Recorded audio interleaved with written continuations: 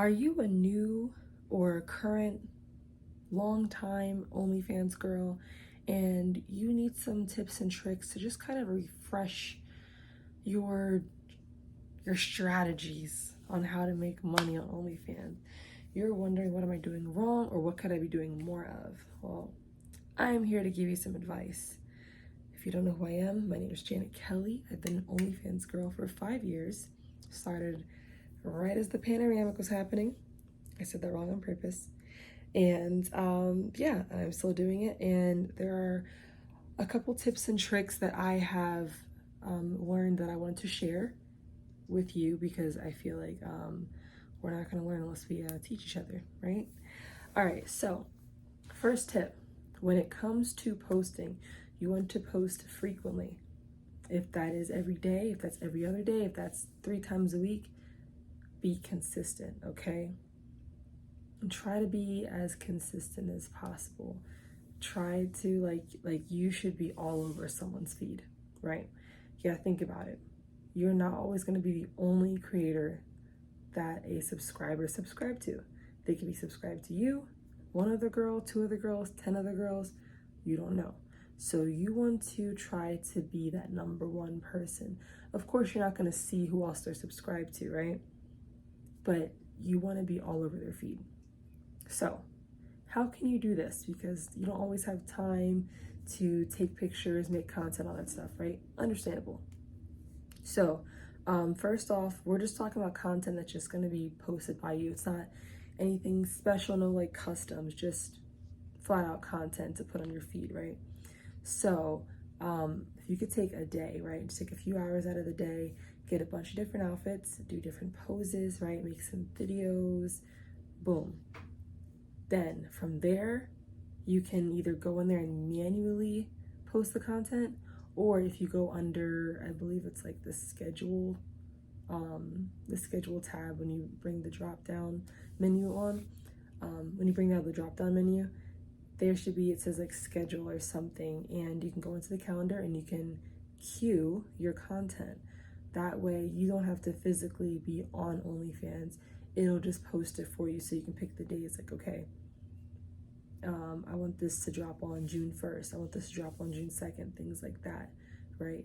Which I think is really, really good. That way you don't have to always be on OnlyFans if you don't have the time to do so, right? So being consistent and queuing your content go hand in hand. Before I forget, this is a tip that I learned like this year. Out of all the 5 years I've been doing it, this is like one of the most important tips. Please, please, please add OnlyFans to your home screen. I apologize, I don't know how to do it on Google-based phones, but when it comes to the iPhone, when you open up the OnlyFans website, right, at the bottom of your screen, there's like that button that looks like a square with an arrow pointing up. You tap on that and it should say add to home screen. That way you can make it like almost like an app, and then you'll get notifications that come through.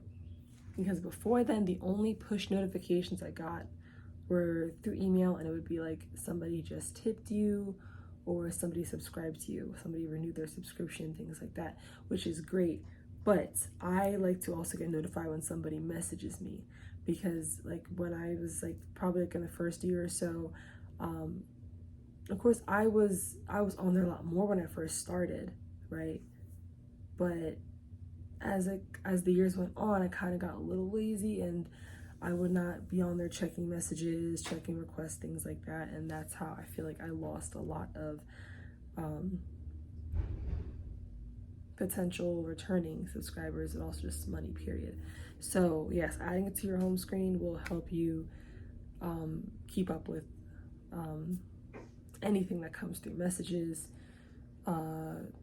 subscribers, renewals, things like that, right? You want to be able to respond to people in a timely manner, right? And then to piggyback off of that, if somebody asks you for a special request, I would recommend that you mark down in your phone calendar, if you have a paper calendar, write down somewhere when they made this request. That way you can remember to make this in a timely manner as well. Because if somebody, I forgot what today's date is. I think it's the 16th. Well, technically, I think today's the 17th now. Let's say today's May 17th, right? And somebody sends a request through, and you guys talk about it, you give your rates, and everyone's on the same page. Okay, that's good with me. All right, cool. Once you finalize all that, once everything is like, you know, like I said, everyone's on the same page, you write down when you got that request. That way, if you get other requests that same day or you have other requests, you can respond to people like in the order that it was received. That way, someone who just asked for content is not going to get their content before somebody who requested something like a week ago. That too, you also don't want to wait too long to respond to a content request. Also, if it's something that you don't feel comfortable doing or you don't know how to do, like, you have to make sure you communicate with your subscriber. Because, for example, I know what JOI is now, but before I didn't know what that meant, right? So I looked it up, right? Or you could also just ask, hey, what the fuck is JOI? Because you don't want to sit there and be like, yeah, sure, I'll make that, and then you don't know what it is, and then you kind of just forget about it, right? And that's something that takes a little bit more time to make versus someone's like, I just want a picture of your feet, right? That can be done like really quickly. And then another thing too is I don't have a menu personally. A menu is good for people to just look at it and kind of decide like what they want to get and, you know, see the prices and things like that. So they're not asking you. But for me, it's just like when it comes to pricing things, like there's like a base rate. And then when it comes to customizations, like that all affects the price. So it's never like a flat rate, you know what I mean? So I feel like a menu can hinder you. But if you also want to put a little disclaimer at the bottom, like, okay, any additional customizations will increase the price, things like that, right?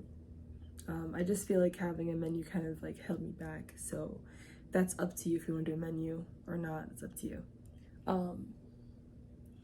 Another tip that I would give is to go live as often as you can.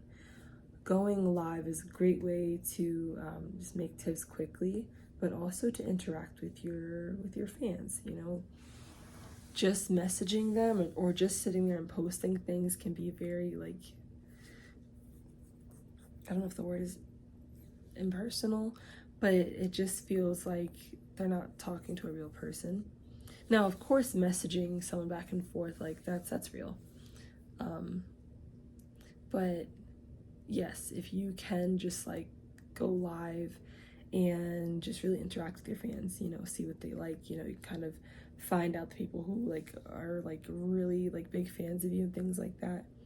Like when I go live, I see like usually the same set of people, and that's great. So okay, these people like really fuck with me, you know what I mean? So it's always a fun time. You don't have to do like the most on live, but the tips I would give for when it comes to being on live, and I'll elaborate in a different video, have a plan, right? When you hop on there, make sure you know what you want to do. If you're going to do like a tip to strip, if you're going to do like some kind of like raffle or something, anything that comes to your mind that you want to do, like stick to that plan. You don't want to have a point where you're sitting there like, okay, what now? You know what I mean? Also, if you have a plan where you're doing like tips to strip and now you're sitting there and you have nothing on, you need to have something to do after that, right? Are you going to get dressed again and do something else, you know, like things like that. Like I said, I'm going to elaborate on what to do on OnlyFans Live, but I just wanted to like touch on that a little bit. Okay, so we talked about live streaming. We talked about making a menu. That's up to you if you want to do that. Queuing content, just being consistent. And also I would say one of the number one things too is to promote yourself. If you can promote yourself on TikTok, like just making videos, and then you can have your Instagram in the bio, because TikTok is very strict when it comes to sex work. Ooh, I shouldn't have said that word because I know YouTube might flag me for that. When it comes to that kind of work, you want to make sure that you are very careful with your language, right? But yes, if you can make videos like every day, you just on TikTok, Instagram, Twitter, whatever platform, like I said, just like you want to be in someone's face on OnlyFans, like you want to post a lot on to make your feed, like to make their feed full of you. You want to do the same thing with social media, right? Like there's people who you might not follow on social media, but you see them a lot because they are posting a lot, or they just post at the same time, or they, like, you know what I mean, they have like a consistent formula. Also, if you sit there and you watch them for a certain amount of time, the algorithm will push it to you. But anyways, so yeah, those are some tips that I have to make you a better content creator. If you have any other questions, please feel free to DM me or comment below. But if you are following me on Instagram or something like that, you can always DM me. If you have any questions, I'm gonna leave my Instagram down below along with all my other links. And thank you so much for watching, and enjoy the rest of your day or night. Goodbye.